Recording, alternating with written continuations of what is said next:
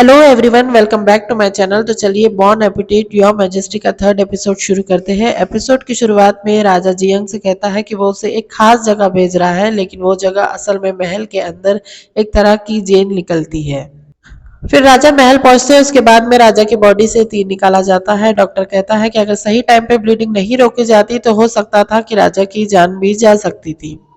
राजा को यहाँ याद आता है कि जियंग ने ही उनकी ब्लीडिंग रोकी थी, इसलिए राजा एक बार फिर से जियंग से इम्प्रेस हो जाते हैं। इस बीच मोकजू डॉक्टर से चोरी छुपे वो तीर का सिरा ले लेती है जो राजा के शरीर से निकाला गया था। बाद में मोकजू वो तीर का सिरा प्रिंस जेसन को भेज देती है। रॉयल किचन में हमें शेफ इयॉम और शेफ मैग से मिलाया जाता है, जो एक चीफ कुक बनने के लिए आपस में मुकाबला कर रहे हैं। अगले सीन में हम देखते हैं कि महारानी इंजो जब गवर्नर होंग के इंसिडेंट के बारे में सुनती है तो उसे शक होता है कि कहीं उनका पोता अपनी माँ की मौत का बदला तो नहीं ले रहा है। फिर अगले सीन में मोकजू सोंगजे को बुलाकर जियंग और चेहोंग के बारे में पूछताछ करती है। सोंगजे गिफ्ट में एक ज्वेलरी से भरा बॉक्स मोकजू को गिफ्ट करता है, मगर मोकजू खुश नहीं होती है। वो पूछती है कि मिहोंग राजा के साथ क्यों नहीं आई, ये लड़की कौन है और तुम सिर्फ ज्वेलरी ही क्यों लेकर आए? गवर्नर होंग के घर से क्या तुम्हें कुछ नहीं मिला? जवाब में सोंगजू कहता है कि गवर्नर होंग की कुछ प्रॉपर्टी और गुलाम सब महल में लेके आए जाएंगे, उसके बाद में मोकजू को वो जरूर देगा।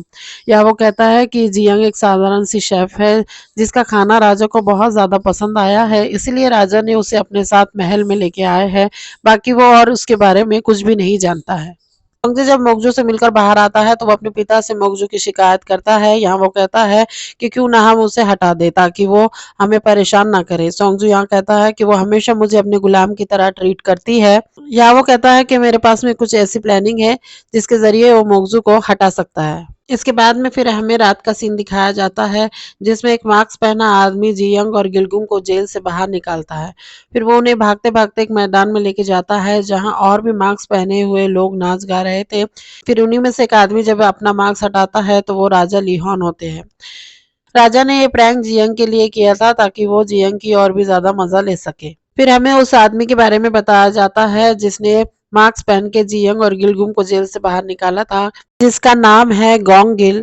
राजा गोंगिल से खुश होकर उसे इनाम में कुछ पैसे देते हैं। जब वो बाहर जाता है और अपना इनाम चेक करता है तो उसे उसमें एक चिट्ठी दिखती है जिसमें राजा ये कहते हैं कि जब मैं शिकार पे जंगल में गया था तो मुझ पे तीर चलाया गया था, तुम्हें इस केस की इन्वेस्टिगेशन करना है। जब जियंग ज्यादा बोलने लगती है तो राजा गिलगुम को गर्म लोहे से जलाने की धमकी देते हैं। डर के मारे जियंग वादा करती है कि वो महल से भागने की कोई भी कोशिश नहीं करेंगी। फिर यहाँ राजा उससे कहते हैं कि वो उसके लिए डिनर बनाए। रॉयल किचन में सब हैरान होते हैं कि एक औरत खाना बनाएगी। यहाँ सारे लोग राजा के आदेश का अपोज करते हैं और किचन से बाहर चले जाते हैं। जियंग हिरन के मांस से फ्रेंच हॉट क्यूजिन स्टाइल में 3 कोर्स वाला डिनर बनाती है। राजा हर डिश को पसंद करते हैं और उन्हें फिर से अपनी माँ की याद आ जाती है। कमरे में राजा जियंग के करीब आकर कहते हैं कि उन्होंने उसे चुन लिया है। यहाँ राजा सोच में पड़ जाते हैं कि जियंग को कैसे पता चला कि ये मेरी फेवरेट डिश है। जियंग अपनी टेस्टी डिश से धीरे धीरे राजा के दिल में बसती जा रही है। जब मोकजू को ये बात पता चलती है कि राजा के लिए न्यू लड़की ने डिनर बनाया है तो फौरन राजा से मिलने आती है। सारे दरबारी उसे रोकते हैं क्योंकि राजा डिनर कर रहे होते हैं, मगर मोकजू मानने को तैयार नहीं होती है। वो अंदर जाने की जिद करती है। मोकजू बाहर से ही राजा को कहती है कि उसने राजा के लिए एक बेहतरीन पेंटिंग लाई है जिसे वो अभी राजा को दिखाना चाहती है, मगर राजा उसे मना कर देते हैं और वहां से जाने के लिए कहते हैं। जियंग जब बाहर आती है तो सोंगजे जियंग से कहता है कि मैं चाहता हूँ कि तुम मुझे राजा की हर एक डिटेल मुझसे शेयर करो। यहाँ सोंगजे का मतलब यही होता है कि वो जियंग को राजा की जासूसी करने के लिए कहता है। सोंगजे यहाँ जियंग को समझाता है कि तुम्हें इस महल में सरवाइव करने के लिए मेरे अलायंस की जरूरत रहेगी, और यहाँ वो ये भी कहता है कि वो उसे मोकजू से जरूर बचाएगा। जियंग भी मान जाती है, मगर वो उसे बदले में अपना बैग ढूंढने की मांग करती है जिसे राजा ने पहाड़ी से फेंक दिया था। मोकजू गुस्से में आके कुकमेक से कहती है कि तुम्हें हर कीमत पर किचन में से जियंग को निकालना होगा। कुकमेक जियंग और गिलगुम को परेशान करना शुरू करता है। कभी वो किचन में सांप डालता है तो कभी वो कॉकरोचों को जियंग के आंख पर छोड़ने की कोशिश करता है।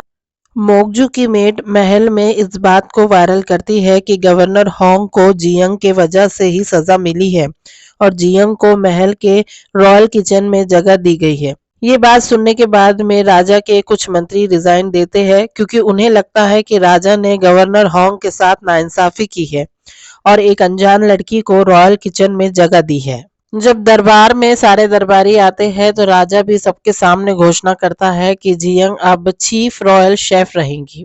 साथ ही साथ वो ये भी शर्त रखता है कि अगर उसने कोई डिश को दोहराया या राजा को कोई डिश पसंद ना आए तो उसे मौत की सजा भी हो सकती है। इसके बाद जियंग को जेल से रिहा किया जाता है और उसे रहने के लिए कॉटेज और न्यू यूनिफॉर्म भी मिलता है।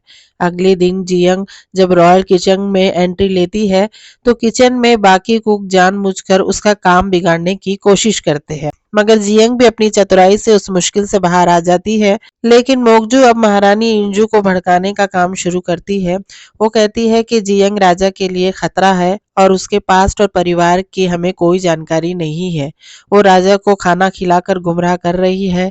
इतना ही नहीं, जब वो राजा के साथ थी तब राजा पर किसी ने तीर भी चलाया था। जब रानी को ये बात पता चलती है तो वो जियंग को बुलाती है और उसे बताती है कि उसे एक कुकिंग कंपटीशन में सीनियर कुक के खिलाफ पार्ट लेना है और अगर वो ना जीती तो उसका हाथ काट दिया जाएगा। सोंगजे को ये बात पता चल जाती है और वो सेक्रेटरी होने के नाते राजा को सारी इन्फॉर्मेशन देता है कि मोकजू ने रानी को किस तरीके से भड़काया है। राजा को जब ये बात पता चलती है तो वो वहां आकर कहता है कि अगर जियंग हारती है तो उसका हाथ काटा जाएगा, लेकिन अगर बाकी कुक भी हार गए तो उनका भी हाथ कटना ही चाहिए। और यहाँ ये एपिसोड खत्म हो जाता है। अगर आपको मेरा वीडियो पसंद आया है तो इसे प्लीज लाइक कीजिए, शेयर कीजिए और मेरे चैनल को सब्सक्राइब कीजिए। Thank you.